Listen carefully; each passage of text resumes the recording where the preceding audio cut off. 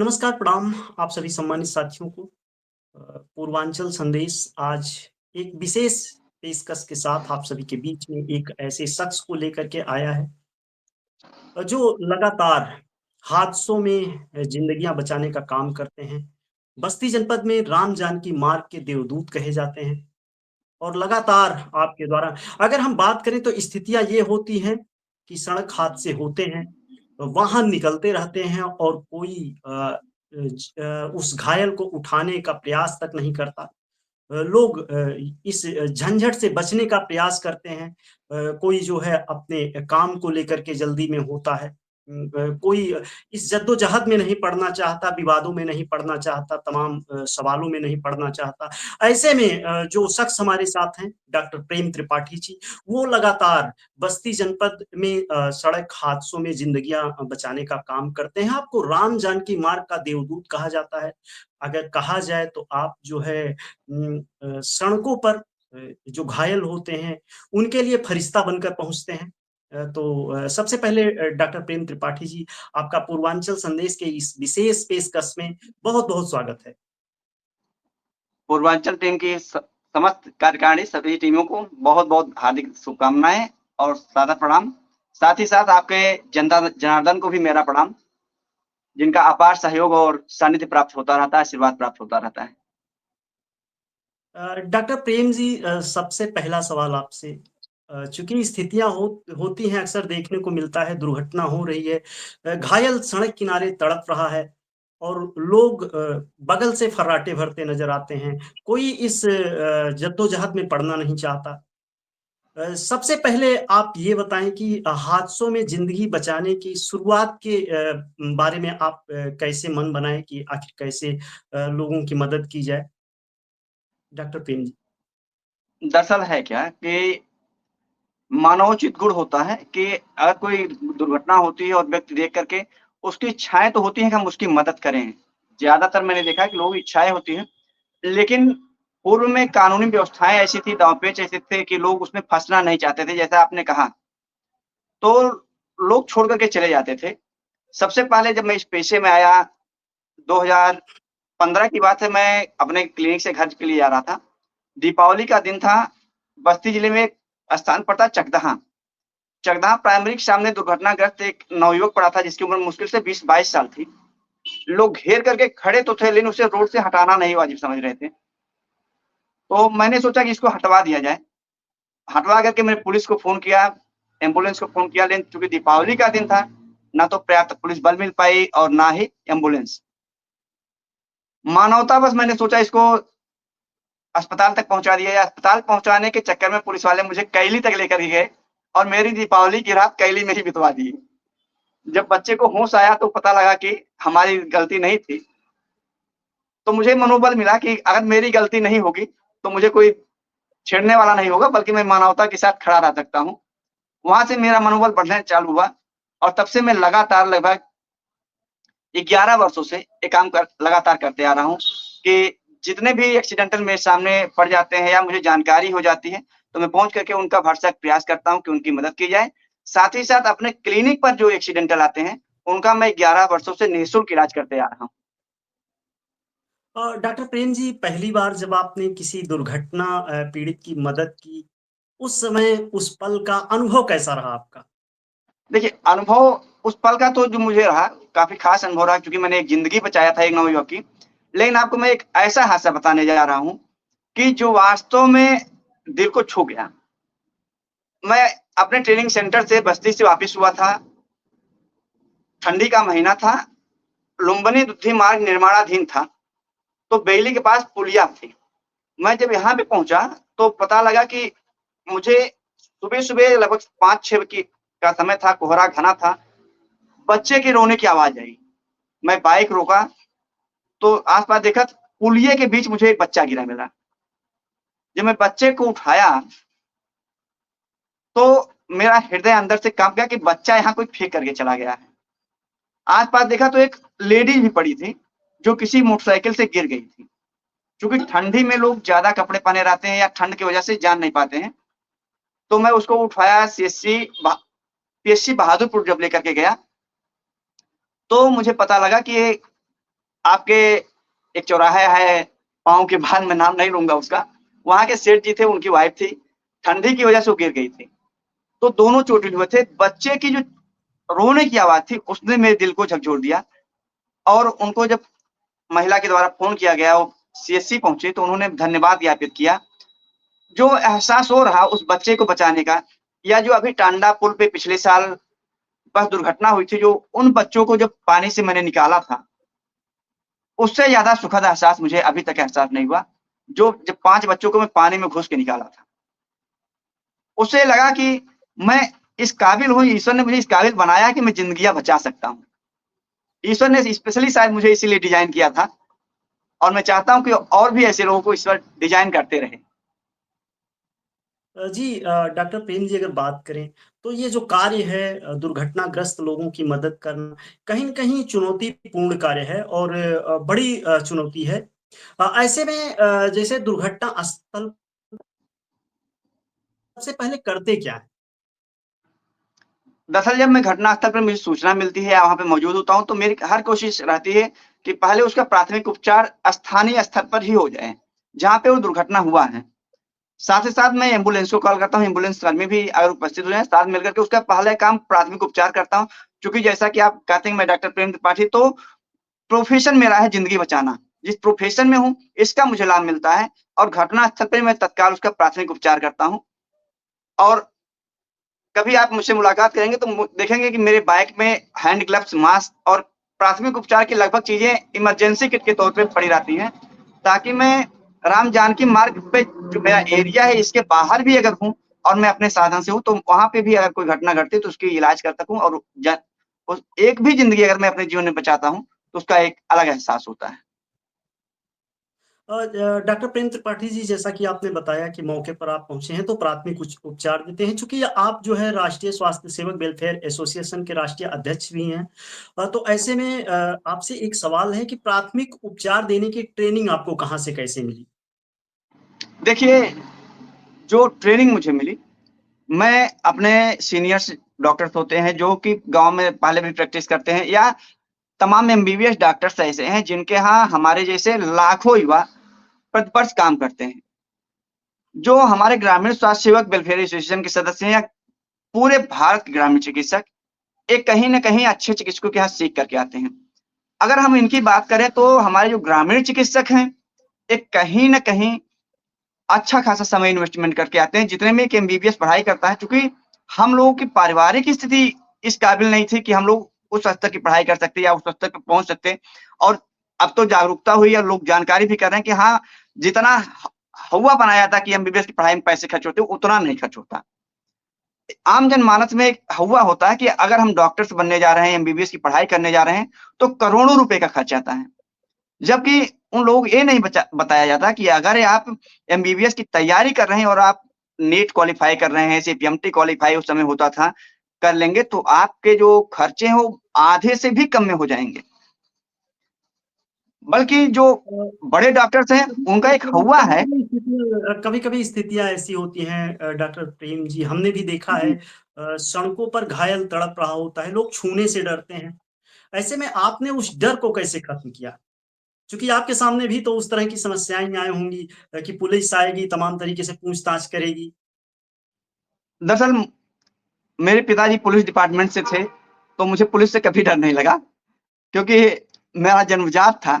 और जो जिस प्रोफ़ेशन में हूँ, ये प्रोफ़ेशन है सेवा का, कि इसमें एक्सीडेंटल आते हैं, इमरजेंसी के केस आते हैं, तो मुझे मैं इसमें अभ्यस्त था और उसमें पारिवारिक दृष्टिकोण से जन्मजात था, इसलिए दोनों ही डिपार्टमेंट से मुझे डर नहीं था।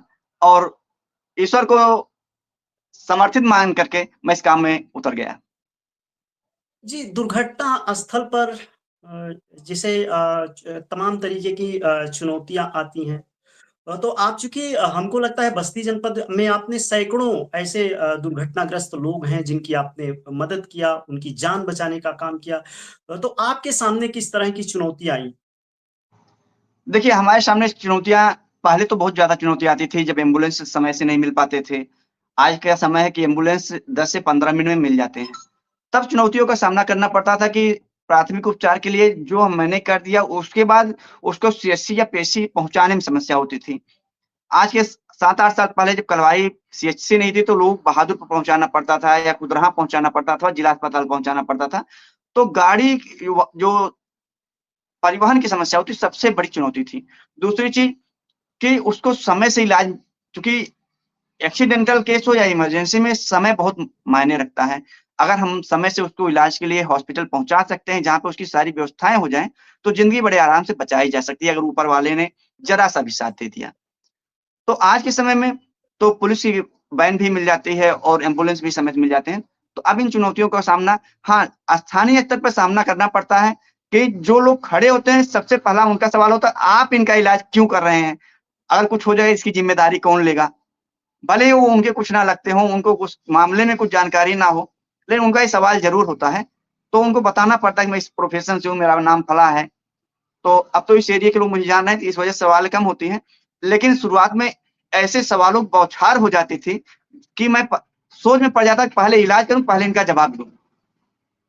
बहुत सारी जगहों पे तो हाथ को पकड़ लेते थे लोग कि नहीं आप नहीं कर सकते, जब कोई डॉक्टर आएगा तब करेगा।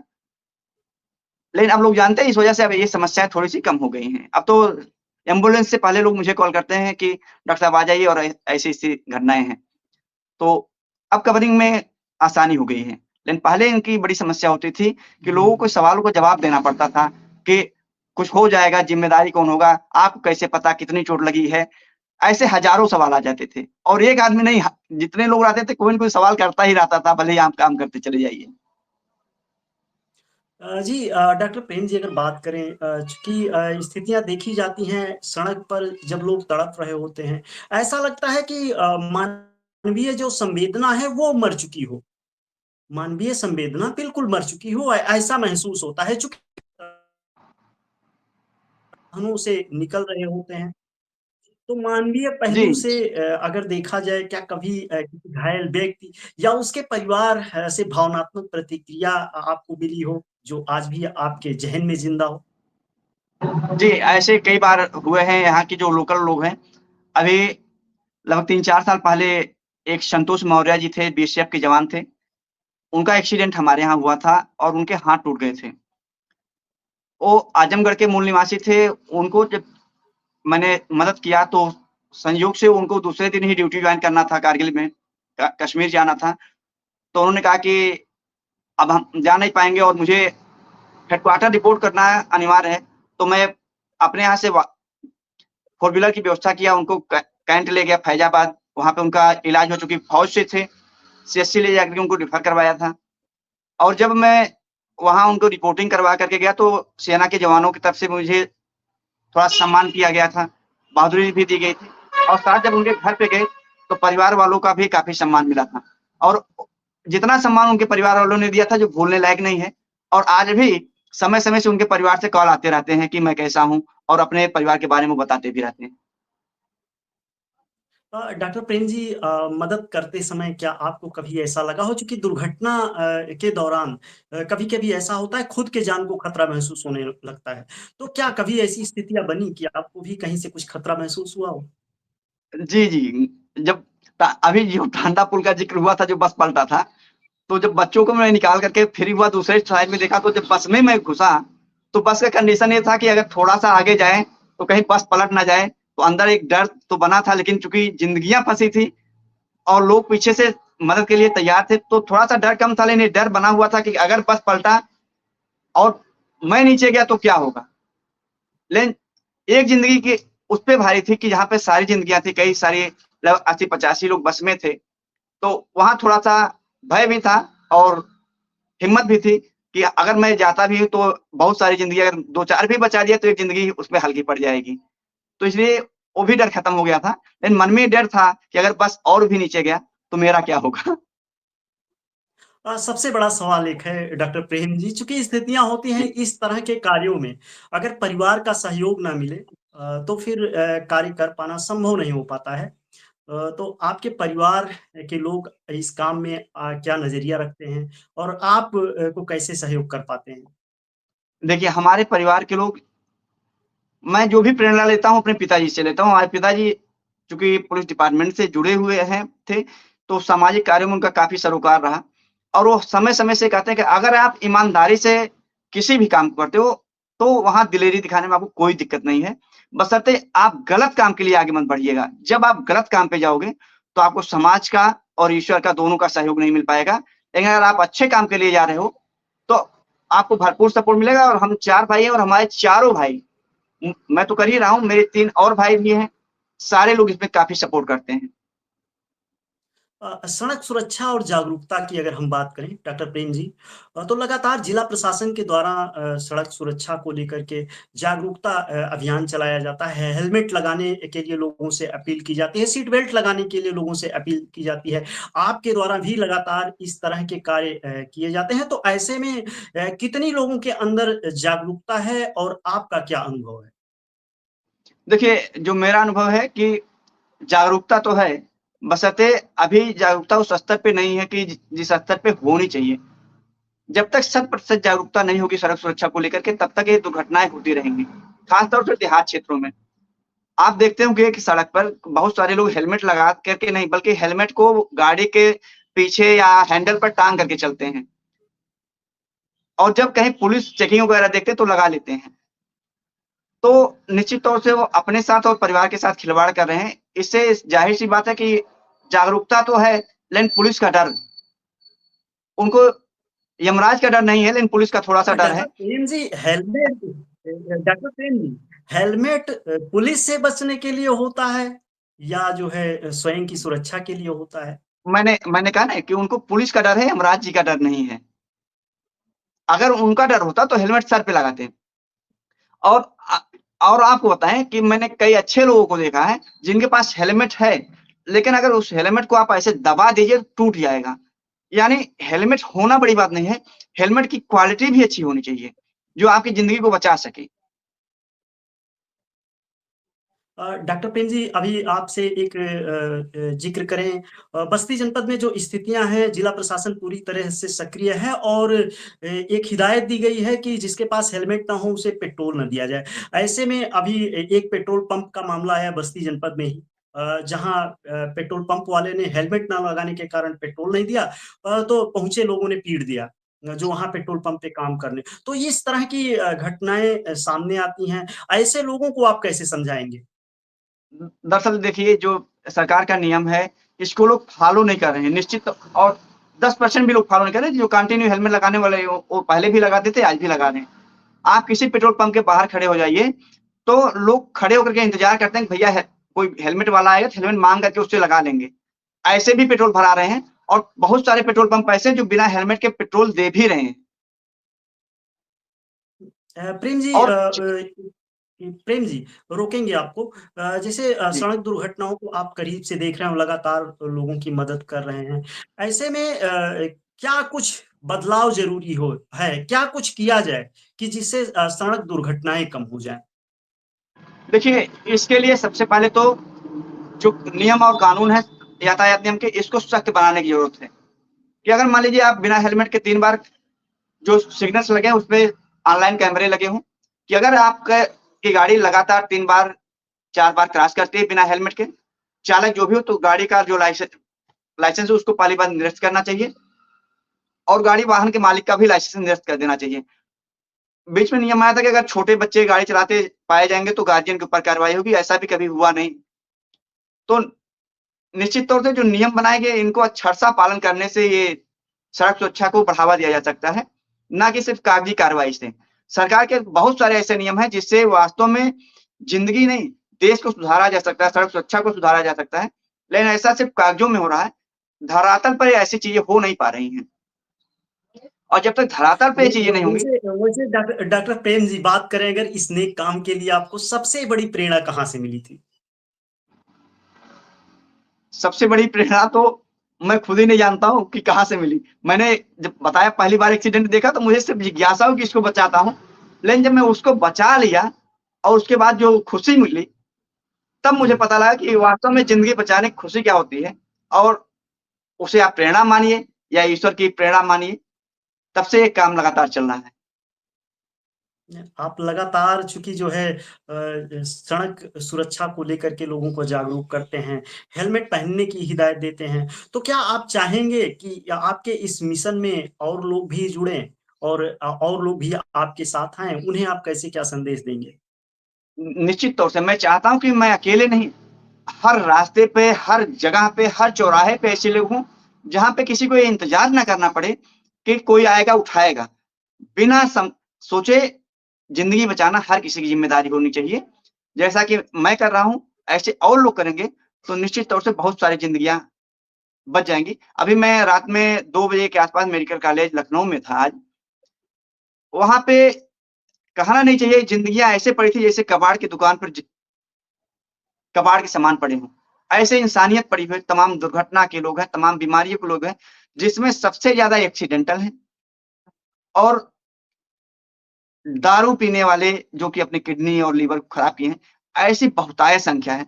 ऐसे में दारू, शराब पीना भी सड़क सुरक्षा के लिए काफ़ी हानिकारक है, इसलिए मैंने दारू का नाम लिया है, जिससे ज़िंदगी और परिवार दोनों ही जा रहे हैं।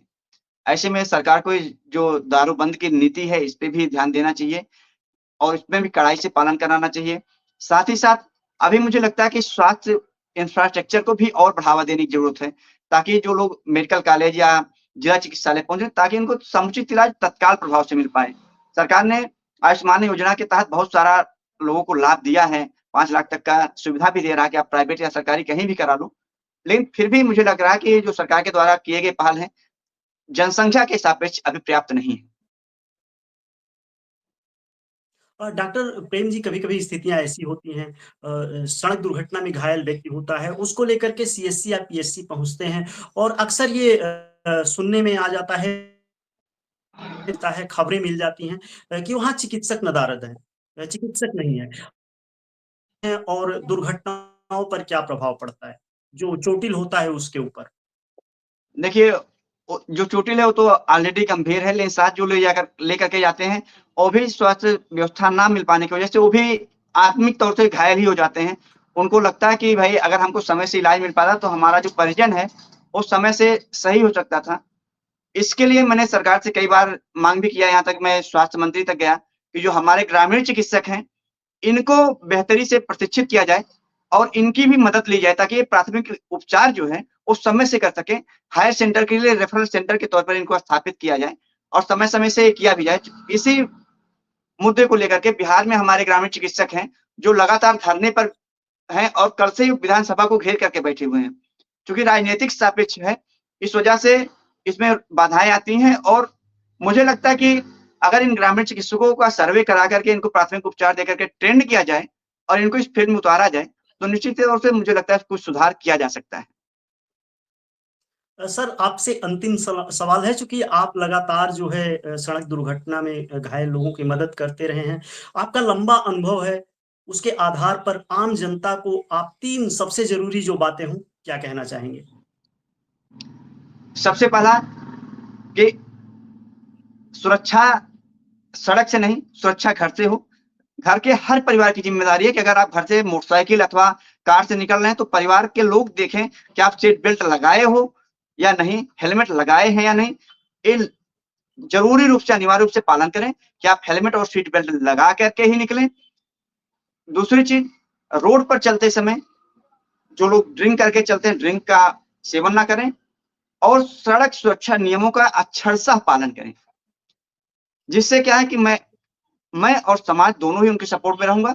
तीसरी चीज़, जो भी कानूनी तौर से सरकार को जितने भी सुरक्षा के नियम हैं, इनको कड़ाई से पालन कराना होगा। ये नहीं कि अगर मान लीजिए कोई बिना हेलमेट के निकल रहा है, हेलमेट का भी जाँच हो कि आपका हेलमेट पुलिस से बचने के लिए है या सुरक्षा के लिए। सरकार ने बीच में नियम लगाया था कि आपको आईएसआई प्रमाणित हेलमेट ही लगाना है, लेकिन अब तो जानते हैं कि तमाम फर्जी कंपनियाँ भी आईएसआई का हेलमेट मुँह ठोक दे रही हैं बेचने के लिए। ऐसे में प्रमाणित कंपनियों का हेलमेट लगाना चाहिए और उसपे विशेष तौर से अनुदान भी मिलना चाहिए ताकि एक आम इंसान भी उस हेलमेट को ले सके। तो आपके जो 3 बिंदु थे, घर से निकलने से पहले सुरक्षा का ध्यान देना, पारिवारिक दृष्टिकोण से परिवार की ज़िम्मेदारियों को, हमारा परिवार घर से बाहर जा रहा है, तो उस पे ध्यान दें और रास्ते में निकलने से पहले समाज के लोग भी ध्यान दें और समाज के कुछ बिंदुओं पे, जैसे अभी सरकार ने मैंने अभी कुछ दिन पहले, 1 हफ्ते पहले शायद देखा था कि सड़क सुरक्षा के लिए प्रहरी तैयार किए जाएँगे। उनको ये ज़िम्मेदारी दी जाए कि वो समय-समय से जिस भी मार्ग से वो चयनित हैं, वहाँ पे जो लोग हेलमेट ना लगा के जा रहे हैं, सीट बेल्ट ना लगा के जा रहे हैं, उनको जागरूक किया जाए, उनको समझाया जाए कि आपकी ज़िंदगी से ज़्यादा आपके परिवार के लिए अनिवार्य है, क्योंकि परिवार के लिए ही आप बाहर निकले, तो समय से आप परिवार के बीच जाएँ और सुरक्षित जाएँ।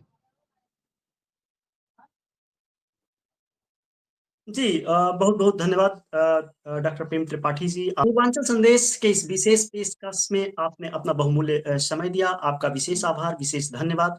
चूँकि लगातार आप राम जानकी मार्ग पर सड़क हादसे में घायल लोगों की मदद करते रहते हैं। आपको देवदूत के रूप में जाना जाता है। हादसों में घायल लोगों के लिए आप फरिश्ता बनकर पहुँचते हैं और लगातार आपके द्वारा इस तरह की मदद घायलों की जा रही है। लोगों से लगातार आपके द्वारा अपील भी की जा रही है, लोगों को जागरूक करने का भी काम किया जा रहा है। हेलमेट और सीट बेल्ट लगाइए, घर सुरक्षित लौट जाइए, ये आपका अभियान है और लगातार आपके द्वारा किया जा रहा है। तो आपने अपना बहुमूल्य समय पूर्वांचल संदेश के इस विशेष पेशकश में दिया। आपका बहुत-बहुत धन्यवाद, आभार। फिर मिलते हैं किसी अन्य नए मुद्दे के साथ, तब तक के लिए देखते रहें पूर्वांचल संदेश। पूर्वांचल संदेश की टीम को बहुत-बहुत धन्यवाद, जो ऐसे मुद्दे को लेकर के सामने आए, जो आम जनता की ज़िंदगी से जुड़ा हुआ है, सड़क सुरक्षा से जुड़ा हुआ है, जिसको आगे बढ़ाने के लिए आपने मेरा भी उत्साहवर्धन किया और समाज के लोगों को एक संदेश दिया कि वास्तव में आपको बिना हेलमेट, बिना सीट बेल्ट के नहीं निकलना चाहिए, क्योंकि आपकी ज़िंदगी आपसे ज़्यादा महत्वपूर्ण आपके परिवार के लिए है। इसके लिए आपकी पूरी टीम को बहुत-बहुत धन्यवाद। जय हिंद, जय जी, ग्रामीण स्वयंसेवक। बहुत-बहुत आभार डॉक्टर प्रेम त्रिपाठी जी और आप सभी दर्शकों का बहुत-बहुत आभार, धन्यवाद, नमस्कार। जुड़े रहें पूर्वांचल संदेश के साथ, फिर मिलते हैं किसी नए मुद्दे के साथ, तब तक के लिए देखते रहें पूर्वांचल संदेश, नमस्कार।